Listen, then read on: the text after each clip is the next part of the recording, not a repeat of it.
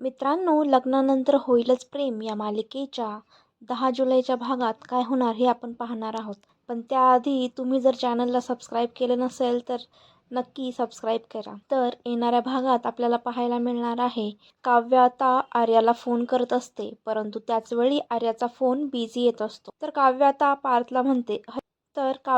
पार्थला म्हणत असते, हल्ली सारखाच बिझी येत असतो आर्याचा फोन. हल्ली ती कशात हरवून गेलेली असते ना, काय माहीत. काहीच कळत नाही आहे. तर दुसरीकडे आपल्याला पाहायला मिळतं की आता पार्थ नंदिनीला विचारत असतो की जीवा कुठे आहे. त्यावर आता नंदिनी त्याला म्हणत असते, ते तर फिल्म पाहण्यासाठी गेले आहेत मित्रांसोबत. तर पार्थ आता स्वतःशीच म्हणत असतो, फिल्मच्या नावाखाली दुसऱ्याच काहीतरी कामासाठी बाहेर पडत तर नसेल ना, नक्की दुसरीकडे तर जात नसेल ना.